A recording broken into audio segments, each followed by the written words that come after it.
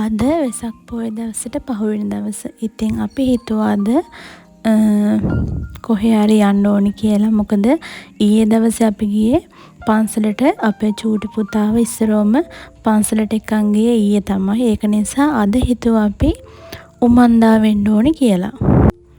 උමන්දාවට එන්න කලින් මුලින්ම මෙන්න මේ විස්තර ටික කියවලා ගියොත් හොඳයි කියලා මට හිතෙනවා. හැබැයි මේ විස්තර ටික තියෙන පටන් ගන්නකොටම නෙවෙයි, ටික දුරක් ගියහම. හැබැයි මට හිතුණා වීඩියෝ එකේ මුලින්ම මේ ටික දැම්මොත් ඔයාලට ගොඩක් වැදගත් වේවි කියලා. මොකද උමන්දාව කියන්නේ විශ්ව ගම්මානයක්නේ. ඉතින් ඒ විශ්ව ගම්මාන ගැන ඒ හාමුදුරුවෝ මේ නීති රීති තමයි දාලා තියෙන්නේ අපිට ඇතුල් වෙන කට්ටියට. ඔන්න ඉතින් මේ විදිහට තමයි අපි ගමන පටන් ගත්තේ. මේ කොටස නම් ඉතින් පයින් ඇවිදගෙන යන්න ඕනේ. දෙපැත්තේ සුන්දරත්වය බල අපි හෙමින් ගමන ආරම්භ කළා. ඉතින් ගොඩාක් අය උමන්දාවේ සමන්ත භද්‍ර හාමුදුරුවන්ට එක විවේචන කරනවා. ඉතින් මම නම් කියන්නේ අපි කාගේවත් චරිතය ගැන විවේචනය නොකර අපි ඒ චරිතයෙන් ගන්න තියෙන ආදර්ශ පමණක් ගත්තාම හොඳටම ඇති. ඇත්තටම උමන්දාවට ගියපු කෙනෙක්ට මම නම් හිතන්නේ කිසිම දෙයක් කියන්න තියෙයි කියලා. මොකද තමන්ගේ ජීවිතේ උනත් ගොඩාක් ආදර්ශ ගන්න තියෙන උමන්දාවට ගියොත්. ඉතින් අනිවාර්යයෙන්ම ගිහින් නැති කෙනෙක් නම් ගිහින් බලන්න. රට වටේ ඇවිදපු අපිත් මෙතෙන්ට ආවේ අද තමයි. ඉතින් ඒ අවස්ථාව දුන්න කිරියම්මටත් ගොඩාක් ස්තුතියි. උමන්දාවේ මම දැකපු විශේෂම දෙයක් තමයි මේ බෝධි මළුව හදන්න, මේ චෛත්‍ය හදන්න කියලා කොහෙදිවත් නැහැ ආධාර ඉල්ලන්න. ඔන්න කතාවෙන් කතාව අපි ආවා චෛත්‍යයට. ඉතින් මේ චෛත්‍ය ඇතුළට අපිට යන්න පුළුවන්. ඉතින් මේ චෛත්‍යයේ තියෙන රූප තමයි අටවිසි බුදුවරුන් වහන්සේලා වැඩම හිඳිනව. ඒ වගේම දෙවිවරු, යක්ෂයෝ වගේම ඒ රූප තමයි මේ චෛත්‍ය ඇතුලේ ඇඳලා තිබුණේ. ඉතින් ඒ ටිකත් බලාගෙන අපි හෙමින් ආවා. ඉතින් මේ තියෙන්නේ අර සැතපෙන පිළිමේ ඈතට දිස්වෙන ආකාරය. ඉතින් ওই තියෙන චෛත්‍ය හරිම ලස්සනයි. කිසිම තදබදයක් තිබුණ නැහැ. හොඳට ඉඩ කඩ තියෙනවා. නිදහසේ හුස්ම අරගෙන හෙමින් තමන්ගේ පාඩුවේ යන්න පුළුවන්. ඉතින් මෙන්න මේ විදිහට අපි හිමින් යනවා. මේ තියෙන්නේ එක කුටි. ඒවට නම් තියෙනවා. ඉතින් මේවට ඇතුල් වෙන්න දෙන්නේ නැහැ. අපි යන ගම පුංචිවට වීඩියෝ එකක් ගත්තා. ඉතින් මං හිතන්නේ මේවා හාමුදුරුවෝ වැඩ හිටින කුටි වෙන්න ඕනේ. මේකේ නම තමයි දාලා තිබ්බේ මහනෙල් අසපුව. ඒ වගේ 2-3ක්ම තියෙනවා. ඉතින් ඒවා අපිට ඇතුල් වෙන්න තහනම්. ඉතින් මේ තියෙන්නේ වගේ තවත් එකක්. ඒකේ නම නම් මට හොයාගන්න බැරි වුණා. ඉතින් ඒ වගේ කුටි 2-3ක්ම තිබුණා. ඉතින් ඔයාලට මේ පෙන්වන්නේ අපි ඒකට යන්න පුළුවන් දුරට ගිහිල්ලා ගත්ත වීඩියෝස් ටික.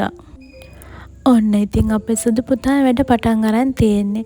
එයාට ඉතින් පන්සලක්ද පල්ලියක්ද කෝවිලක්ද ඒවා අදාළ නැහැ. මේගොල්ලෝ චූටිනේ. ඔන්න එයා ඉතින් එයාගේ නිදහසේ එයා සෙල්ලම් කර එයා ඉන්නවා. පේනවනේ දඟමල්ල. එයාට නම් සුදු අන්දවගෙන ආවේ නෑ අපි. ඉතින් මේ බලන්නකො මං කිව්වේ තමන්ගේ ජීවිතයට ගන්න පුළුවන් ආදර්ශ තියෙනවා කියලා. මේ තියෙන්නේ වැනිලා වගාවක්. ඉතින් ඔයාටත් හොඳට ඉඩපාඩුකම් තියෙන කෙනෙක් නම් මේ විදිහට වැනිලා වගා කරන්න පුළුවන්. ඉතින් මේ තියෙන්නේ ඒ වගේ මං හිතන්නේ තවත් කුටියක් මේකටත් යන්න බෑ. මං අර පෙන්නුවේ වැනිලා තියෙන්නේ. ඒ වැනිලා වගා කරලා තියෙන්නේ කුකුල් දැල් වගේ ඒවා වට රවුම් කරලා ඒවා අස්සට පොල්ලෙලි පොඩි කෑලි කපලා දාලා තමයි වැනිලා හදලා තිබුණේ. ඉතින් ඔන්න ඒ පණිවිඩෙත් කිව්වා. ඉතින් අපි ඊගාවට ඔන්න ගියේ කෑම කන්න. ඉතින් අපිට ඕනේ තරම් බෙදාගෙන කන්න පුළුවන්. හැබැයි කන තැනත් විශේෂ කොන්දේසි වගේක් තියෙනවා. කෑම ඉතුරු කරන්න බෑ. රුපියල් 500ක දඩයක් ගහනවා. ඒක නිසා Tamanට හැකි ප්‍රමාණය විතරක් බෙදා ගන්න තමයි මේ උමන්දාවේ නීතිය. මං හිතන්නේ ඒක ඇත්තටම වැදගත්. අපේ අයට තැනකට ගියපුවාම කෑම සල්ලි දීලා ගත්තත් නාස්ති කරන්නනේ උමනාව. මොකද Tamanට ඇති ප්‍රමාණය නෙමෙයි. දැක්කහම තණ්හාවට බෙදා ගන්නවා. ඊට පස්සේ කාටවත් නැහැ ඒක අපත යනවනේ. ඒක නිසා ඇත්තටම මං හිතන්නේ මේ හාමුදුරුවෝගේ concept නම් හරිම වැදගත්. ඒ අතින් ඉතින් ඒ හාමුදුරුවන්ට බනින්න කිසිම අවශ්‍යතාවයක් නැහැ කෙනෙකුට. තමන් හරි විදිහට ජීවත් වෙනවා නම් තමන් කාටවත් කරදරයක් හිරිහැරයක් නොකර රටට බරක් නොවෙන්න ජීවත් වෙනවා නම් කාගෙන්වත් බැනුම් අහන්න අවශ්‍ය නැහැ මං නම් කියන්නේ. කාටවත් කාවවත් විවේචනය කරන්න අවශ්‍යත් නැහැ. මේ තමයි අපි බලාගෙනම හිටපු වෙලාව. ඉතින් උමන්දාව ගොඩක් ප්‍රසිද්ධයි අයිස්ක්‍රීම් වලට. ඉතින් මේ හැමදේම උමන්දාවෙම නිෂ්පාදනය කියලා තමයි අපිට දැනගන්න ලැබුණේ. ඉතින් අපි ගත්තා ලාවුලු අයිස්ක්‍රීම් එක ගත්තා, ඩ්‍රැගන් ෆෘට් එක ගත්තා, එතකොට තල එක ගත්තා, ඊට පස්සේ තව ගත්තා කටරොළු එක ගත්තා, අයිස් පළම් එක. එතකොට තව එක එක වර්ගයේ වැරයිටිස් තියෙනවා. තමන්ට කැමති එකක් අරගෙන රස බලන්න පුළුවන්. ඇත්තටම මේ අයිස්ක්‍රීම් එක නම් කා ගන්න බෑ, ඒ තරම් ලොකුයි. ඉතින් ගෙවන මිලට සරිලන ප්‍රමාණයක් මෙතනදී හම්බ වෙනවා. අයිස්ක්‍රීම් එක කන්න තියෙන්නේ වැව් තාවුල්ලේ ඉඳගෙන. ඉතින් නිදහසේ සීතල සුළඟකුත් එනවා. තමන්ට කැමති විදිහට අරගෙන මෙතෙන්ට වෙලා ඉඳගෙන රස බලන්න තමයි තියෙන්නේ. ඉතින් මං හිතන්නේ මං ඒකනේ කිව්වේ හාමුදුරුවන්ගේ මේ කන්සෙප්ට් එක හරි වැදගත්. ඔන්න ඉන්නවා අපේ චූටි පුතයි සුදු පුතයි.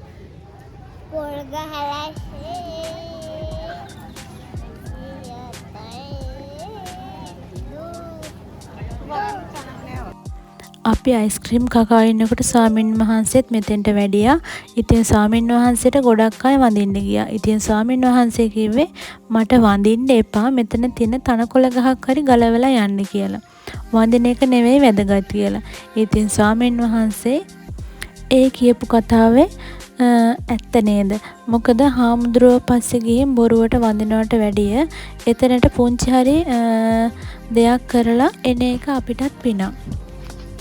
ඉතින් සුදු පුතාට නම් එක එක යාළුවෝ හම්බ වුණා. ඉස්සෙල්ලාම හම්බ වුණා වුණ පුංචි කැට් කෙනෙක්. එයත් එක්කත් පොප්කෝන් කෑවා. ඊට පස්සේ මේ සුදු පුතාට ඔන්න වැව් තාවුල්ල ළඟ ඉඳලා තාරාව ටිකක් හම්බ වුණා. බලන්න පුතේ ඒගොල්ලන්ට දෙන්න තමයි සුදු පුතා මේ පොප්කෝන් ටික චූටි නැන්දිත් එක්ක ගිහින් අරගෙන ආවේ. ඉතින් මේ තාරාවන්ගේ මම දැකපු විශේෂ දෙයක් තියෙනවා. බලන්න කොයලටත් ඒක පේනවද කියලා. මෙතන ඉන්න ලොකු තාරාවෙක්. එයා තමයි මං හිතන්නේ පිරිමි සතා. එයා මෙතන අනිත් අය වගේ පොර කකා පොප්කෝන් කන්න එන්නේ නැහැ. එයා පාඩුවේ ඉන්නව හැමදේම බලාගෙන. අනිත් ගැහණු සතු ටික බලන්නකො පොප්කෝන් දානට තැනට යනවා රණ්ඩු වෙවි. අරයා මොකද කරන්නේ? පැත්තකට වෙලා බලන් ඉන්නවා. ඉතින් අපේ සමාජෙත් අද කාලේ ඔය වගේ නේද? හැම දෙයකම නිදර්ශන පරිසරය තුල තියෙනවා.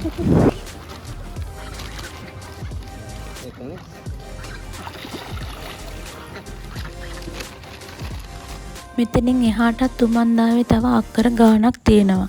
ඉතින් අපිට පුළුවන් බස් එකක හරි නැත්නම් මෙතන තියෙනවා සෆාරි ජීප් ඒ වගේ හරි යන්න පුළුවන්.